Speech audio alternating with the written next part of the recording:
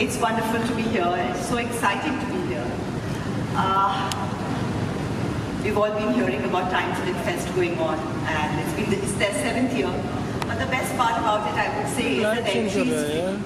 And I love free things. But more than that, it's lovely that it encourages people to just come, and it's lovely to see that how many people actually love books.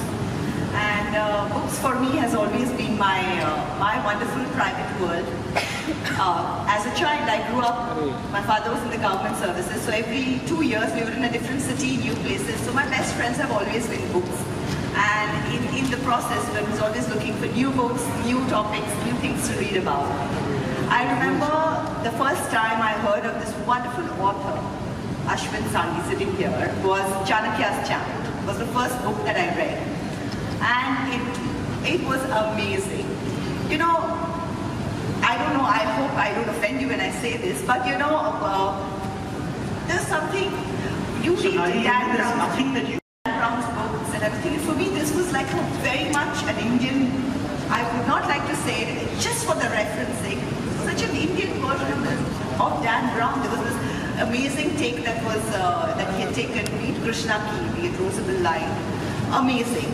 So got hooked onto his books from the Chanakya's Chant onwards, and since then I have been a fan. And so it's really amazing to be sitting here, and when he said that could you launch the cover of my book, I said, but why are we not launching the book so that I can take it back with me and read it?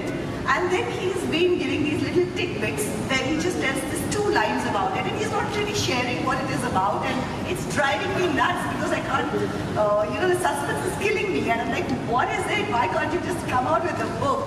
But anyway, today we will satisfy ourselves with just launching the book cover. But we will still try to get a few things out of it. What is this book about? What has inspired you to write it? First of all, thanks, Sonali. I'm the entire audience which is here today on account of this momentous book. I must tell you, as far as this particular title is concerned, Sonali, the intention was to try and explore. There are, first of all, let's start with Kalachakra'Part. You know, Keepers of Kalachakra'Part brings you know, to my mind this whole mystic organization and some super secret organization. Of course. So can you imagine the intrigue that is already building up with Absolutely. it? What is this organization? What are you leading up to? Absolutely. What part of history are you going to demolish now? Because you know, there are times where I feel, was the history I read right, or is he rewriting it, or is this the truth? So, you know, because I don't know, the research that you do is so amazing that you actually start thinking, if that is so close to truth, maybe this was the truth. I mean, we would like to believe it because it becomes so exciting in his book. No, I think for me the idea was that, you know, first of all, let's start with Kalachakra itself. What does Kalachakra mean? Kal, time. Chakra, wheel. So it's the wheel of time. And actually, Kalachakra is a concept, a meditation concept that was taught by the Buddha to a great king whose name was Suchandra. And Suchandra was actually the king of a mystical land which we now know as Shambhala.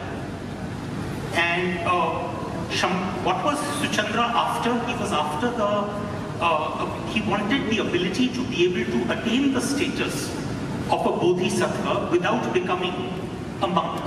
So in other words, Buddha taught him a method where he could become a bodhisattva without becoming celibate, without giving up the worldly life. And so that is what Kalachakra is. In that sense, this book is a quest to attain that heavenly and pure land called Shambhala.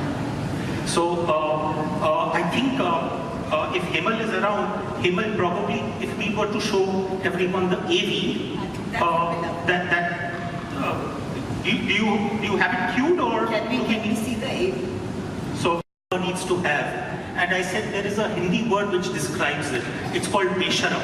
And so if you are Besharam, then you plug in your book wherever you can. So I'm sorry, but I'm doing a little bit of my marketing. You can also plug it in, and I'm sure the audience here is here because they are your fans, and I'm sure they're all, and it's about the book, and you know, I'm sure they're all very excited and waiting for this book. So Ashwin, what I want to know is that how do you come up with these ones? What are these? Are these whirling around in your head? Have they all been in your head at some point of time? What is it? Where do they come out from? I would love to answer that in the form of the name of a single malt, but the truth is that it's beyond the booze. I mean, frankly, I'm one of those, I take interest in a lot of things. Typically, you know, in the old days, people used to maintain journals. I have a modern take on that, which is that I, from the very beginning, have had an email account which no one else knows the ID of, because I use that email only to email myself. So I email myself almost every day. And so, for example, you and I could be having a conversation right now, and you might end up saying something that strikes me as very interesting. And that would go into the email. And that would go into that email. As of today, I've emailed myself about 12,000 times. Wow. So anytime when I'm looking at a new book... Can we get a peek into those at some point? You know, a non-fiction, not a bad. I would love to but then peek into it. Then I would run out of story ideas. That's like a treasure trove. But so I go back to that, and I think, okay, now what's there which is in this, which is so interesting?